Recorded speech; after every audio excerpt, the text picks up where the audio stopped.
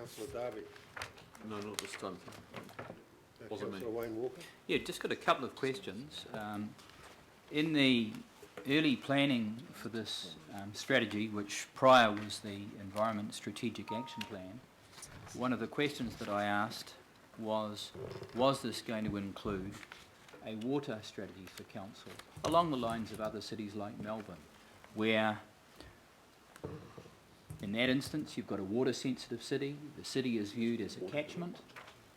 Those principles embody the way that water is treated. We don't have anything like that.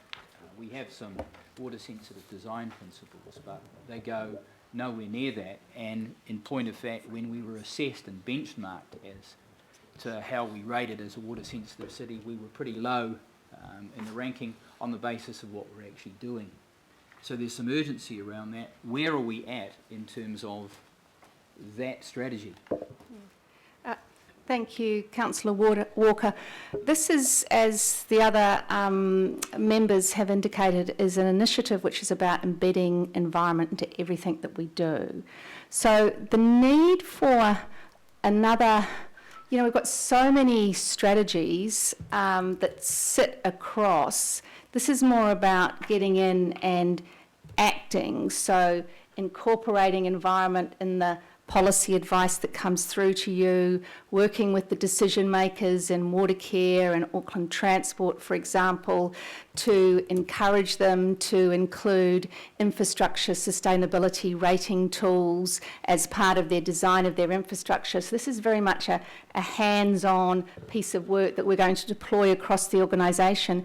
In terms of the water piece, and I was rushing through the presentation so I didn't labour it, but we are partway through implementing, or beginning really, to implement the National Policy Statement for Freshwater Management. So that is a requirement for Auckland Council to work with communities to identify what the receiving water values are for each of the catchments across Auckland, how those values translate into specific numerical limits on water quality and quantity, and then manage the diffuse runoff and the point source discharges into the catchment to within those limits. So the whole environment for managing water is going to be from the receiving water back up to the catchment. So that's what we need to do. If we were to write a policy, we'd just say that, I think, but that's what the central government has directed us to do, so that's what we're proceeding to do. Thank you. So there isn't a water strategy then, along the lines that I'm proposing? Not as you've described it. There's an environmental strategy. Okay, I understand what we do and what we don't do. The other question that I've got just goes to engagement.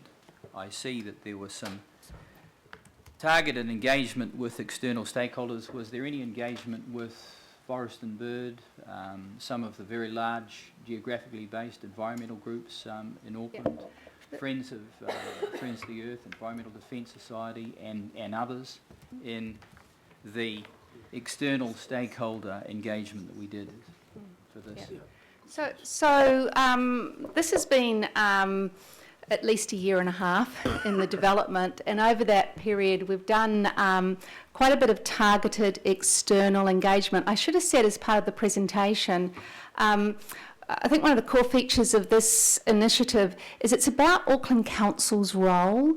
So either Auckland Council's role as directly delivering, infrastructure solutions, ecological restoration, as a regulator, and thirdly, as a catalyst or coordinator of community initiatives. So when we went out to the external stakeholders, it wasn't about trying to list all the things that they were doing about environmental protection, because we'd end up with something that was just ginormous. It was more about listening to them about what they needed from council. So we did do quite a, I could provide you with a list, Councillor Walker, but certainly organisations like the Sustainable Business Network, Generation Zero, a number of the NGOs. I'm certainly happy to give you that list. But the question we had for those organisations is, what do you want from Council? What more can we do to help and empower you to deliver on environmental outcomes? It wasn't so much about, let's add your actions to ours. Okay, so can I just get some clarity around this? because... Oh, come on, Councillor. no, this is an important question. So I'm just trying to establish, and I think you've answered it, that this is a council document, it's not an Auckland document. So as compared to other strategies like the Arts and Culture Strategic Action Plan, which is a plan for all of Auckland, of which council is part, the Low Carbon Action Plan, which is a plan for all of Auckland, of which council is a part, this is primarily focused on council. Yep. This is council's role in those three areas. So we directly deliver. We deliver infrastructure. We do quite a lot of environmental protection work directly. We also regulate. And then thirdly, and probably most importantly, we act as a catalyst or a coordinator to empower community groups in what they do. But it's all about how we can deliver on those three areas. Okay, I understand that. I've got a statement to make at the appropriate time, Mr. Chair, but they're my questions. Well, okay. I think no other questions. The matter's been moved and it's on the table. I'll speak to it then. Yeah, okay. I'm going to have a first turn. Mr Chairman, I'm concerned about our staff members got to get to her uncle's funeral. I'm just going to briefly, and then Councillor Walker, he realises the situation, so no doubt he'll tailor his comments to help. But I think that, and I started by saying that the previous Auckland councils did have various strategies and positions in relation to the environment. And I think, and I know North Shore City, number one issue, higher than anything else, was maintenance and enhancement of the natural environment. And I think North Shore City put a huge amount of time and money into that particular issue. And I was really kind of gobsmacked when this new council came into existence and Watercare came along and said, oh, we're going to solve the stormwater overflows in the Auckland CBD area. We're going to pump it all over to Mangere, the stormwater and the wastewater combined. So, and I just wonder, this document does, and we didn't get any, I didn't get any kind of listening. They didn't listen to me in relation to what I was saying in that central interceptor. I think a lot of the council people thought, oh, well, that's the way to solve the problem, let's go with it. But I think we've got to be more innovative, think about these things more than we have in the past. And I can think of Auckland Transport and their integrated fares. Now, they've got integrated ticketing. That's stage one. All you do is you've just got the same card that the bus companies used to have, and it takes the money off when you get on the bus. We want to see integrated fares across the city, but that just hasn't happened. And Auckland Transport keep telling me it's going to happen next year. So we're going into 2016 next year. I hope our representatives, Auckland Council, can really keep that at the forefront of their Mr Chairman, I can assure you it's actually happening at the moment. Well, it may be happening, Councillor Fletcher, but it's taken a long time.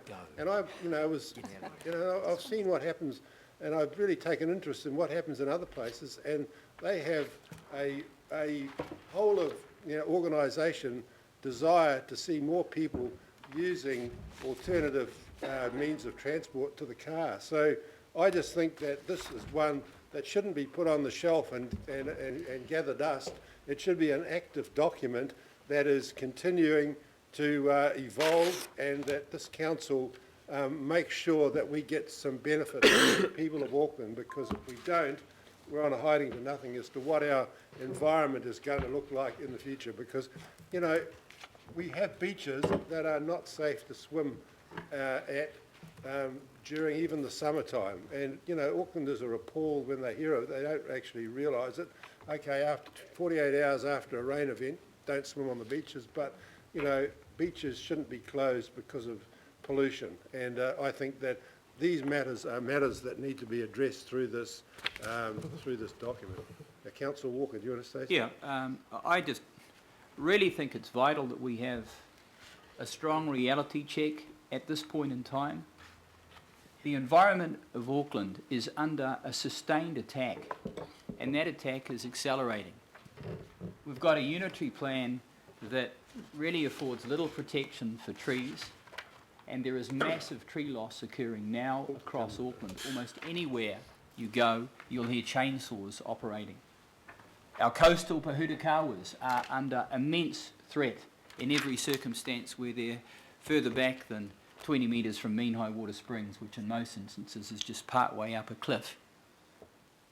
We've got a low carbon action plan that we have zero budget for facilitating, zero budget. Across our park space and our general spaces, we're talking about selling off land wherever we can, irrespective of whether it's got treasures or not, and that includes Point of order, golf Mr. courses. No, We're not- yes, but order, you- Councillor Webster. That is Let- happening. But That is a fact. Councillor Point Walker of made a order, comment. Mr. Chair. I'm allowed to It's speak. untrue. Well, He can order, speak, but order. Councillor Walker has got the floor at the moment. and I'm calling a point of order, Well, as you if the do. point of order is what I think it sometimes. is, that you No. are saying, you have some concern about what Councillor Walker says. Is that what, okay, well, what is it then? My point of order, Mr. Chair, is the use of incorrect, That's not a point of incorrect, well, That's not a point. No, order, Councillor Lee. Go on. Mr. Chair, we're either going to contain our debate to issues of facts around this table or supposition and incorrect facts. We are not planning on selling great tracts of parkland, and I'm No, just calling... Councillor Hulse, Well, I'm sorry, that is not a point of order. I don't know the basis on which Councillor Walker's coming to that Tori'll have position. some evidence. But he'll no doubt come up with the evidence. I don't think I used the word parkland, Mr. Chair. Okay. I referred to golf courses, and I understand that we've got Okay, a well, number can of you golf move on? courses 'Cause I don't think potentially it's on the getting us block. very far. We've got increased development in incredibly sensitive urban environments and the likelihood of dramatically enhanced silt runoff. We've got a development contributions regime that, in terms of the provision of open space, shifts from the 7.5% that harks back to the Reserves Act to perhaps 2% or less in terms of the creation of passive and active open space. These are the circumstances that we face across Auckland Transport and the park space, where possibly moving to regimes using glyphosate and other probable carcinogens as our method of choice. They are the things that are happening as we speak on a decision-by-decision basis across the unitary plan. It's housing and the necessity for housing and more of it that is put ahead of everything else. And that reflects much of what we do. So I come back to the point I made that our environment is under a sustained threat. From a governance point of view, the Environment Committee has been whittled down pathetically. There's no environment panel, as there are other panels, even though I've sought that over time. We have poor engagement across much of the environment community in Auckland as compared to engagement across other sectors, even though they would like to have it. That is what is actually happening on the ground, and it's bad news for the environment. In terms of budget across this council, that has also been cut across the board. In terms of officers engaged, I'd suggest there are less of them engaged than has been the case in the past. Thank you. So I have a real concern as to where this council is heading around the Councillor environment. Okay, thank you. Councillor Craig? Thank you, Mr. Chairman. Look, this is an area that I get more confused about than any other area of council about the state of our environment. Now, about a year ago, 18 months ago, I was at the annual plan hearings over at Tamaki Mangakeke, and Councillor Brewer was there, and we had this presenter there telling us what a terrible state the Tamaki estuary was in. And he related this story about somebody who fell out of a boat on the Tamaki estuary and immediately got sick. And I was horrified by that, to hear that story, because about 3 days later, I was down at St. Kent's watching 400 intermediate and high school students involved in a triathlon down there, and 400 of these young people were swimming in the Tamaki estuary. And I thought, my God, these people are all going to get sick, because that's what we've been told, how bad the water is. And, you know, I'm up and down that Tamaki estuary a lot, walking, cycling, and from time to time even having a jog. And, you know, there's always people fishing in the Tamaki estuary. And we're told how bad the Tamaki estuary is, but there's literally dozens of people at high tide fishing there. And you know what I saw the other day, Mr. Chair? Dolphins. Dolphins on the Tamaki estuary. We're making improvements. And I don't think we've seen that for years. So, Oh, you know, improvement. what is the actual state? You know, because we're told that the environment was so bad in the Tamaki estuary, people get sick if they fall into it. And, you know, the environmental issues, it always seems that the person who can do the most scaremongering is the person who wins the argument. Not the person with the facts, but the person who does most of the scaremongering. Okay, thank you. Councillor Cooper. Thank you, Mr. Chairman. If you listen to the grumbling of the developers, I think we must be getting it right, because we have quite severe conditions on resource consents. If you go up to Hobsonville Point, and Councillor Walker and Councillor Watson, that's part of your ward. You'll know that there's rain swales, there's rain gardens, there's buried stormwater tanks, there's huge conditions on the stormwater runoff in that area. It went through the courts, it went through Environment Court, a whole lot of stuff has been done. And if you look at the numbers that the Deputy Mayor talked about, how many houses we're building, the growth, we have to do this work. But I think that with the conditions on the consents that we're doing, those things are taken into account because they're part of the RMA.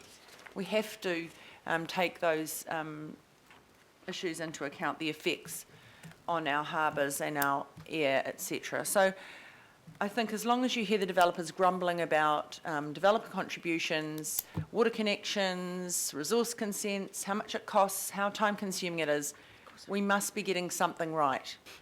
And so I think there's a balance here. It's always going to be trade-off for the kind of growth, unless we do what some people want to do, is put gates up around Auckland, and that's just not possible.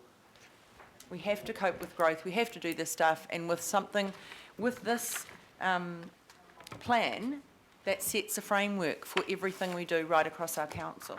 So I'm very pleased to support it, Mr. Chairman. Okay, Councillor Darby, you're the last speaker. Thanks, Chair. And Chair, and I think some others have voiced some concerns here. And look, I want to thank Gail and the team for getting this before us. And I'd probably just like to say that we've got to be careful going forward that this just doesn't become a greenwashing document. We've got a long way to go in this council. That's the blunt reality. We're coming off a pretty low base in this space. Very low base.